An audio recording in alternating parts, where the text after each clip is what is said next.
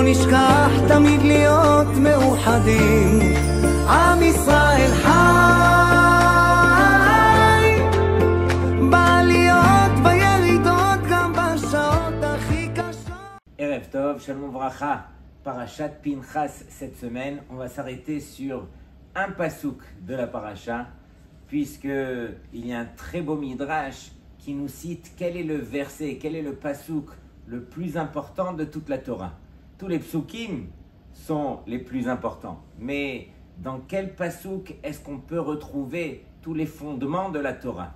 Alors écoutez bien ce midrash, Ben Zoma Omer, Matzinu pasuk kolel yoter, veu Shema Israël. Donc Ben Zoma, il choisit le pasouk de Shema Israël, le pasouk que tout le monde répète dans son quotidien, où tout est inclus à l'intérieur de ce pasouk. Ben Anas Omer, Matzinu pasuk kolel yoter, on a trouvé un verset qui contient à l'intérieur de lui encore plus.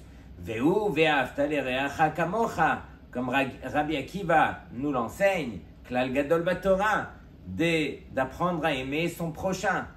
Et voici que le troisième Tana, Shimon ben Pazi Omer, Matzinu pasuk kolel yoter, on a trouvé un verset qui contient à l'intérieur de lui encore plus que les deux autres. C'est le verset que nous trouvons dans la paracha de cette semaine.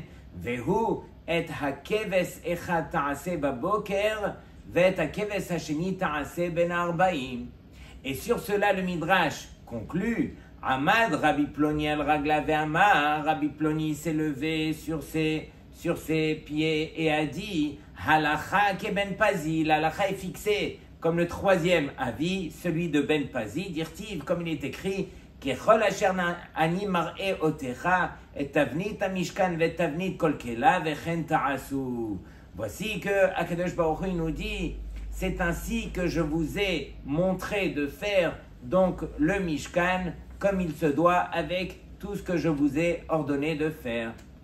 Et donc, à nous de comprendre un petit peu, Rabotai, en quoi est-ce que ce verset de Et hakeves echad ta'aseh baboker, il s'agit là-bas, bien sûr, du service que le Kohen devait faire tous les jours. C'était le Korban Tzibour, le Korban que le Kohen devait emmener pour tout le Ham Israël qui venait expier les fautes du Ham Israël. Il devait l'emmener tous les jours, le matin et en fin d'après-midi. Et ce verset, le verset le plus important, c'est comme ça que conclut le Midrash au nom de Ben Pazi. Si on revient sur les versets, Ve'afta l'ereacha kamocha, comme on le sait, alors c'est Klal Gadol Batorah, Kevan shekol Israël hem neshama achat, puisque tous les béné Israël ils sont considérés comme une seule et même neshama, ve'kol yachid hu evar mi neshama zo, et chacun des béné Israël est considéré comme un membre de cette neshama. Donc on peut imaginer que tous les béné Israël sont inclus dans ce verset de Ve'afta l'ereacha kamocha, d'où son importance. Ben Azaï, lui, nous a enseigné, non. Ben Zoma, pardon, c'était le verset de Shema Israël. Pourquoi? Parce que à l'intérieur de ce verset, alors il y a bien sûr cette notion qui va s'appeler Kabbalat Ol Malchut Shamayim, qui veut dire qu'on prend sur soi le joug divin, notre volonté devient la volonté d'Hachem, et donc En Od Milevado, il n'y a personne à part Hachem, à part sa volonté, et donc tout est inclus à l'intérieur de ce verset de Shema Israël, jusqu'à ce que Rabbi Shimon ben Pazi nous enseigne, non, c'est le verset dans la paracha de cette semaine, Et hakeves echad ta'aseh baboker. Et pourquoi Rabotai? Tout simplement parce qu'il n'y a rien de plus grand pour un homme que d'apprendre à réaliser que le travail quotidien qu'il se doit de faire, alors c'est la chose la plus importante pour Hachem. Bien sûr qu'il nous arrive de faire des choses extraordinaires dans notre vie, mais ces choses extraordinaires seront que ponctuelles. Ils vont arriver à un moment T dans notre vie, pendant que Akadosh Baruch Hu, lui, ce qu'il attend, c'est justement ce travail qu'on devra faire, ce travail quotidien qui n'a pas l'air extraordinaire.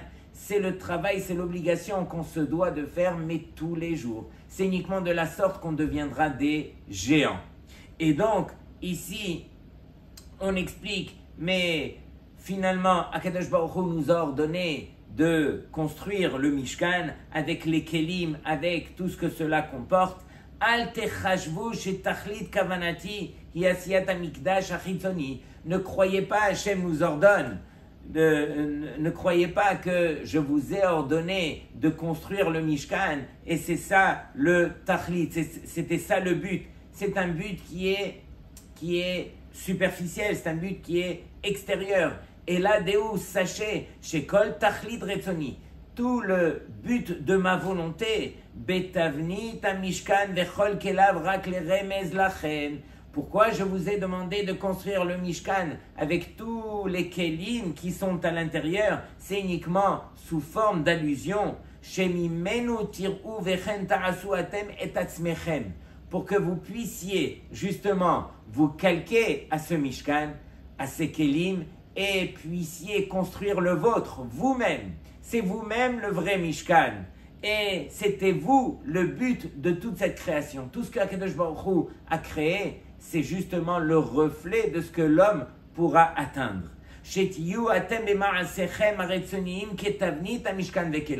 Que vous, avec votre propre volonté, vous deviendriez le Mishkan que Akadosh Baruch Hu a voulu construire sur terre et a voulu justement résider à l'intérieur de ce Mishkan. Si chacun à l'intérieur de nous alors construit son propre Mishkan, Akadosh Baruch Hu pourra résider à l'intérieur de nous. Et donc là, Rabotai, je vous montre un petit peu une très belle Gemara dans Masechet Sukkah Daf Kafchet Amud Aleph, où on fait référence justement à ce travail quotidien que chacun d'entre nous doit apprendre à faire. À la limite, ça ressemblerait dans Ilchot Tzedaka. On a l'habitude de dire que, imaginez celui qui tous les jours va mettre une pièce dans la Tzedaka. Et il y en a un qui, non, il va attendre une fois dans la semaine et il mettra un billet qui va rattraper toutes les pièces de la semaine. Qui sait qui a plus de mérite? Alors forcément, c'est celui qui a mis cette pièce tous les jours. Pourquoi? Parce que Akadosh Baruch Hu, il attend de nous qu'on ait un kesher avec lui, on ait un lien, on s'attache au travers de l'action qu'on fera, mais au quotidien.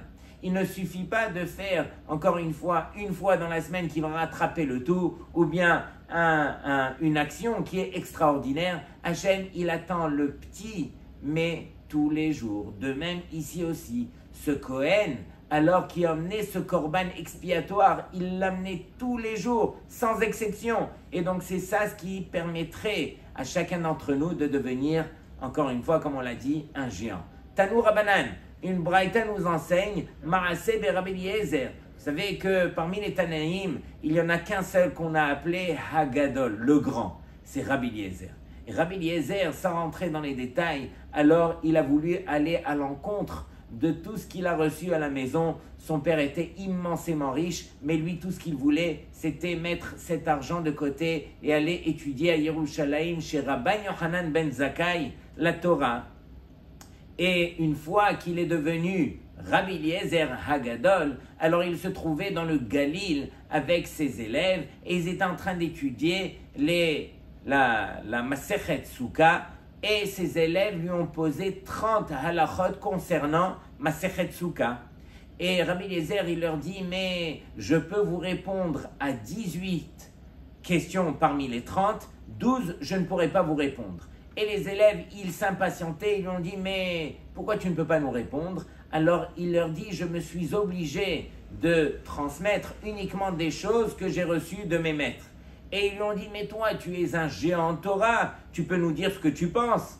Et donc, c'était la première fois que Rabbi Eliezer leur dévoilait Hizkaktuni lomar davar shelo shamati mipi rabotai. Vous m'avez quelque part obligé de dire pour la première fois quelque chose que je n'ai pas reçu de mes maîtres. Cette Torah, elle était transmise de manière tellement parfaite que tout ce que Rabbi Eliezer transmettait, c'était uniquement des choses qu'il avait reçues.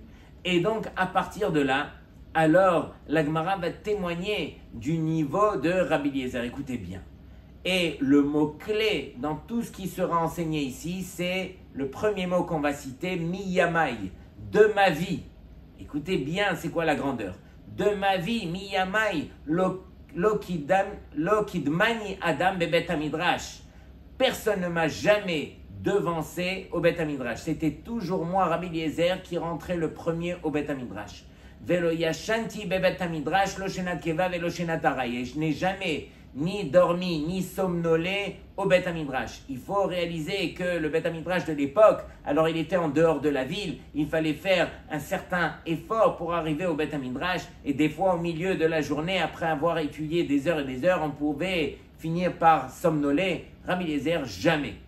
Ensuite, il a dit, Velo inarti adam bebet hamidrash veyatsati. Je n'ai jamais laissé quelqu'un au Beth Hamidrash et je suis sorti. J'étais toujours le dernier à sortir. Premier à rentrer, dernier à sortir. Velo sichati sichat cholin. Je n'ai jamais parlé de divrei chol. Toutes les paroles de Rabbi Eliezer étaient uniquement des divrei Torah. Velo amarti davar shelo shamati mipi Rabbi meolam. Et je n'ai jamais mentionné quelque chose que je n'ai pas reçu de mes maîtres. Et là, Rabotai, écoutez bien. Il faut réaliser que le plus petit des Amoraïm, là on parle des Tanaïm, qui sont environ 500 ou 1000 ans avant l'époque des Amoraïm, le plus petit des Amoraïm, il avait la possibilité de faire Triyat Hametim, résurrection des morts. Il y a un mort, il peut le faire revivre. Et donc ça c'était le niveau de Kedusha des Amoraïm. Imaginez celui des Tanaïm. Et donc, Rabbi Eliezer en faisait partie. La Gemara, elle, ne va pas nous citer, encore une fois, le niveau des miracles que Rabbi Eliezer pouvait faire, les brachot qu'il donnait, etc. Elle nous parle du travail quotidien de ce que Rabbi Eliezer faisait. Et c'est uniquement de la sorte qu'il est devenu Rabbi Eliezer Hagadol. Grâce aux petites choses, encore une fois, du quotidien, c'est là qu'on grandit. Amrou alav al Rabban Yochanan ben Zakkai. On a raconté, si déjà on a parlé de Rabbi Eliezer, alors on va parler de son maître, Rabban Yochanan ben Zakkai. Miyamav losar sichat cholin, de sa vie, n'a jamais parlé de divrei chol. Velo alach arba amot belo Torah ou belo tfilin, n'a jamais marché plus de 2 mètres sans parler de divrei Torah, ni sans mettre les tfilin. À l'époque, il mettait les tfilin toute la journée. Velo kidmu adam bebet hamidrash, et jamais personne ne l'a devancé au Beth Hamidrash. C'était toujours lui le premier qui arrivait. Velo yashan bebet hamidrash lo shenat keva velo shenat aray. Il n'a jamais ni dormi ni somnolé au Beth Hamidrash. Velo hirher bimvoot amtunafot, n'a jamais pensé à des divrei Torah dans un endroit qui était impur. Quelqu'un de ce niveau qui arrivait à maîtriser, au moment où il rentrait dans des endroits impurs, il maîtrisait ses pensées, de ne pas penser à des divrei Torah, car on le sait, c'est interdit d'avoir des pensées de Torah dans un endroit impur. Velo eniach adam bebet hamidrash veyatsa, n'a jamais laissé quelqu'un au Beth Hamidrash et il est sorti, c'était toujours lui le dernier à sortir. Velo matz ou adam yoshev edomem, on l'a jamais trouvé assis en train de rêver. Et là, Yoshev Veshoné, il était toujours assis en train d'étudier. Velo patach adam delet le tamidav, et c'est lui qui ouvrait la porte au talmidim. C'est lui qui ouvrait la porte du Beth Hamidrash pour permettre aux talmidim de rentrer. Velo amar davar shelo shama mipi rabo me'olam, et n'a jamais dit donc quelque chose qu'il n'avait pas reçu de ses maîtres. Et c'est comme ça que Rabbi Eliezer, il continuait justement comme son maître. Et là, la Gemara termine en nous citant une braïta. Et cette braïta va nous montrer un petit peu quel était le niveau, la dimension de ces Tanaïm Akedoshim. Lorsque on parle de Hillel Azaken, etc., tous ces Tanaïm, quel était leur niveau? La Gemara nous dit comme ça, Tanu Rabbanan Shmonim Talmidim Ayulo le Hillel Azaken. Hillel Azaken avait 80 Talmidim. On connaît Hillel et Shammai, donc voici. Hillel avait 80 Talmidim. Et la Gemara nous dit que 30 parmi les 80 avaient ce niveau spirituel où justement la Shrina, la présence de Dieu, pouvait résider sur eux comme au temps de Moshe Rabbeinu. 30 autres avaient ce niveau spirituel que le soleil aurait pu arrêter son parcours comme au temps de Yehoshua ben Nun. Combien reste-t-il de Talmidim? 20 Talmidim. Et sur cela, la Gemara les appelle des Bénonim. Les 20 restants, ce sont des moyens. Qui était le plus grand parmi les 80 Talmidim de Hillel Azaken? Nul autre que Yonatan ben Uziel. Lorsque vous ouvrez le Chumash avec les Mefarshim sur le côté gauche, il y a le Targum Yonatan ben Uziel. Comme on le sait, il va traduire la Torah en araméen et va rajouter combien et combien de secrets qui ne sont pas mentionnés dans le texte. Et donc, Rabbi Yonatan ben Uziel, comme on le sait, il est enterré à Amouka, près de Tzfat. Et donc, c'est une grande ségoula que d'aller sur sa tombe et de demander, par le mérite du Tana, Yonatan ben Uziel, qu'on reçoit son zivouk. C'est une grande ségoula pour celui qui veut se marier que d'aller prier sur sa tombe. Et donc, qui était le plus petit parmi les 80 Talmidim de Hillel Azaken? La Gemara nous dit, c'est nul autre que Rabbi Yohanan ben Zakkai qu'on vient de citer, qui était le maître de Rabbi Eliezer Hagadol. Et là, la Gemara va se permettre de nous donner quel était le niveau de Rabbi Yohanan ben Zakkai. Sheloiniach Mikra n'a jamais laissé de Torah écrite, il connaissait toute la Torah écrite, la Mishnah, la Torah orale, Gemara, l'explication de la Torah orale, Halachot, tout le Shulchan Aruch, Agadot, Dikduke Torah, les principes de la Torah dans la grammaire, Dikduke Sofrim, Kalim Vahamurim, Gezerot Shavot, tous les procédés pour comprendre la Torah, Tkufot Vegematriot, Sichat Malaché Asharet, il connaissait même le langage des anges, Sichat Shedim, le langage des démons, Sichat Dekalim, les paroles des palmiers, ce sont bien sûr des notions spirituelles, Machalot Kopsi, Machalot Shoralim, Davar Gadol ve Davar Katan, les plus grandes choses, les plus petites, Davar Gadol Marase Merkava, il connaissait même le secret, comment est-ce qu'on pouvait créer ce monde-ci, Davar Katan Avayot de Abaye Verava.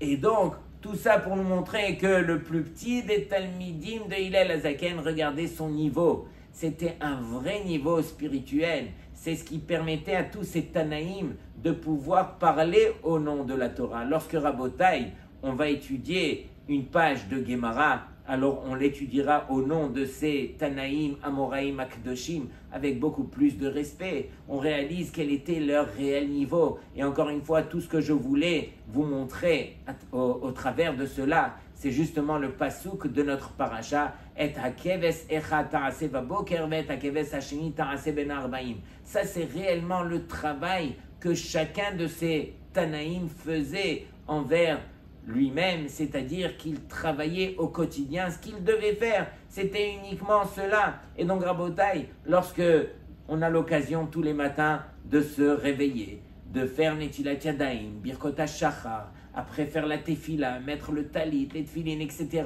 qu'on le fasse avec le cœur et qu'on s'imagine que c'est ça notre vrai but.